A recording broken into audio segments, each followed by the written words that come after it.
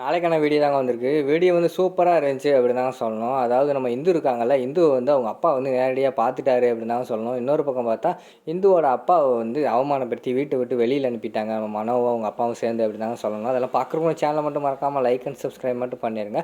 First எடுத்தோடனே நம்ம இந்துவோட அப்பா இருக்காங்கல்ல, அதாவது சுடரோட அப்பா அவங்க கூட வந்து குழந்தையெல்லாம் ஜாலியா இருக்காங்க. குழந்தைங்க வந்து சொல்லிக்கிட்டு இருக்காங்க, "தாத்தா எங்களுக்காக என்ன தாத்தா வாங்கிட்டு வந்திருக்கீங்க?" அப்படிங்கிற மாரி கேட்காங்க. "உங்களுக்காக தானே, நீங்க குழந்தைங்கல்ல, அதனால உங்களுக்கு சாக்லேட் தானே பிடிக்கும். அதனால சாக்லேட் வாங்கிட்டு வந்திருக்கேன்" அப்படின்னு சொல்லிட்டு ஒவ்வொருத்தவங்களுக்கும் ஒவ்வொரு சாக்லேட் கொடுத்துக்கிட்டு இருக்காங்க. இதெல்லாம் வந்து அந்த பக்கம் வந்து மனோவும் அவங்க அப்பாவும் பார்த்து எரிச்சப்பட்டுக்கிட்டு இருக்காங்க. என்ன கிழமை இப்படி குழந்தைகளோட ஜெல் ஆகிக்கிட்டு இருக்கானே அப்படின்னு சொல்லிட்டு அவங்க வந்து ஒரு பக்கம் எரிச்சல் ஆகிக்கிட்டு பார்த்துக்கிட்டு இருக்கிற மாதிரி காட்டுறாங்க. கடைசியில் வந்து நம்ம சுடர் வந்து கேட்குறாங்க, "என்னப்பா உங்கள் பேத்திகளுக்கு மட்டும்தான் வாங்கிட்டு வருவீங்களா, எனக்கெல்லாம் வாங்கிட்டு வர மாட்டீங்களா?" அப்படிங்கிற மாதிரி கேட்காங்க.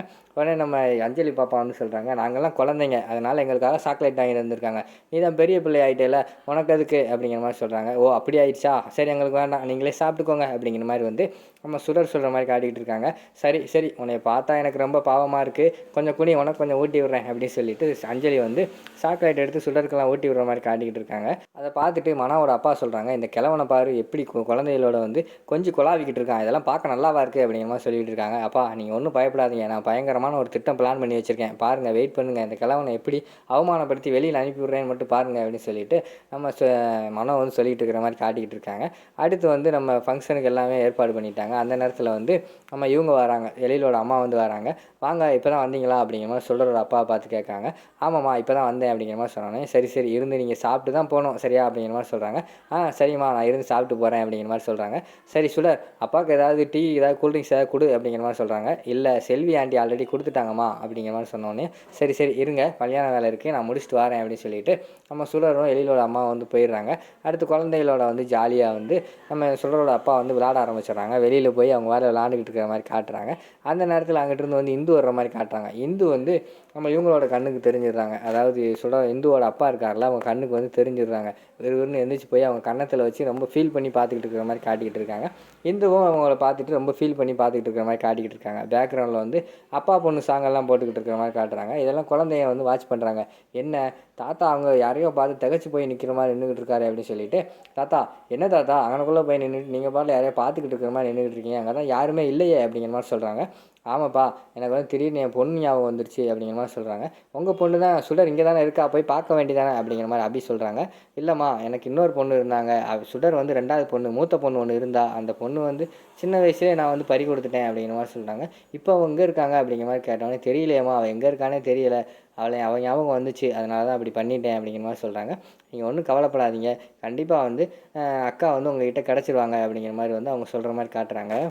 அடுத்த சீனில் வந்து ஃபங்க்ஷனெல்லாம் ஸ்டார்ட் பண்ணுற மாதிரி தான் காட்டிக்கிட்டு இருக்காங்க. ஃபங்க்ஷன்லாம் ஸ்டார்ட் பண்ணி அங்கே வந்து நகை செய்கிற ஒரு பொற்கொல்லர்னு சொல்லுவாங்கல்ல, நகை செய்கிறவங்க பேர், அவர் வந்து வந்திருக்கிற மாதிரி காட்டுறாங்க.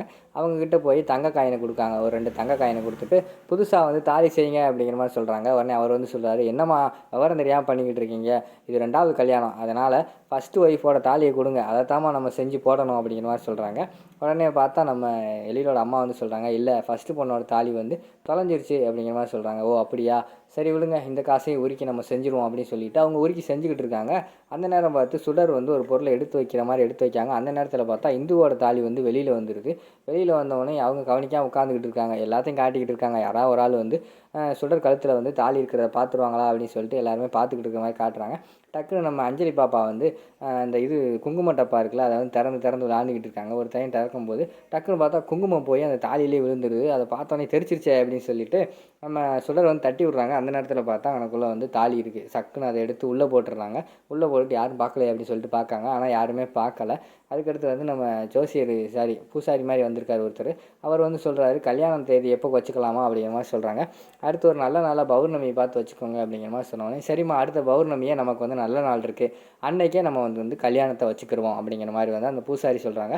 உடனே நம்ம மனம் வந்து யோசிக்காங்க, "ஐயோ என்னது பௌர்ணமிக்கா, பௌர்ணமி அன்னைக்கு தான் அந்த அந்த கருடன் வந்து சொல்லிக்கிட்டு இருந்தான், பௌர்ணமி அன்னைக்கு தான் இந்துவோட சக்தி வந்து பல மடங்காக பெருகும், அன்னைக்கு பார்த்து கல்யாணம் வச்சுருக்காங்களே, கல்யாணத்தில் எதுவும் குளறுபடி பண்ணிட்டா என்ன பண்ணுறது" அப்படிங்கிற மாதிரி யோசிச்சுக்கிட்டே இருக்காங்க. அதுக்கடுத்து வந்து மனம் நைஸாக சொல்கிறாங்க, "என்ன பூசாரி நீங்கள் பாட்டில் பௌர்ணமி அன்னைக்கு சொல்கிறீங்க, வேறு நாள் வைக்க வேண்டாமா" அப்படிங்கிற மாதிரி சொல்கிறாங்க. உடனே பூசாரி வந்து சொல்கிறாங்க, "அம்மா நிறைஞ்ச பௌர்ணமி அன்னைக்கு வச்சோம்னா நல்லதுமா" அப்படிங்கிற மாதிரி சொல்கிறாங்க. உடனே நம்ம எழிலோட அம்மாவும் சொல்லிடுறாங்க, "என்ன மனோ விவரம் தெரியாமல் பேசிக்கிட்டு இருக்காது, இதெல்லாம் நல்ல நாள் பொறுத்து நல்ல நாள் பார்த்து வைக்க வேண்டிய ஃபங்க்ஷன், அதனால் இதெல்லாம் உனக்கு உனக்கு தெரியாது, அமைதியாக இரு அப்படிங்கிற மாதிரி சொல்லிடுறாங்க. ஐயோ என்ன பண்ணுறதுன்னு தெரியாமல் அவங்க வந்து கடுப்புலேயே அமைதியாக இருக்கிற மாதிரி காட்டுறாங்க.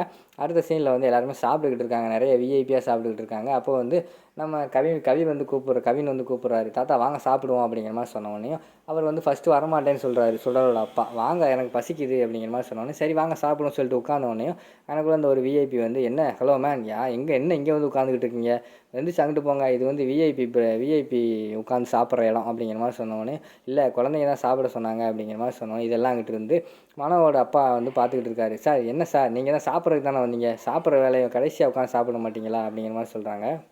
சார் தெரியாமல் உட்காந்துட்டேன் சாரி சார் அப்படின்னு மன்னிப்பெல்லாம் கேட்காங்க. என்னையா உனக்கு அறிவு இருக்கா இல்லையா, நீ பாட்டில் வந்துக்கிட்டு இருக்க, இங்கே என்னடானா உன் பொண்ணை இங்கே விட்டுக்கிட்டு கல்யாணம் பண்ணி கொடுக்காம எழில் கூட பழக விட்டுக்கிட்டு இருக்க, காசெல்லாம் அமைக்கலான்னு பார்த்துக்கிட்டு இருக்கியா அப்படிங்கிற மாதிரி சொல்லிட்டு இருக்காங்க. என்னடா சொன்னேன் அப்படின்னு சொல்லிட்டு சொல்கிற அப்பா கோவம் வந்துடுது. விறுவிறுன்னு போய் மனோவோட வந்து கழுத்தை பிடிச்சிடுறாங்க. அதை பார்த்த மனம் வந்து விறுவிறுன்னு நம்ம இவங்களை அடிச்சிடுறாங்க, எழிலோட அப்பா வந்து அடிச்சிடுறாங்க. உடனே வந்து அவங்களுக்கு கன்னத்தில் அரைஞ்ச உடனே அவங்களுக்கு ரொம்ப ஃபீலிங்ஸ் ஆயிடுது.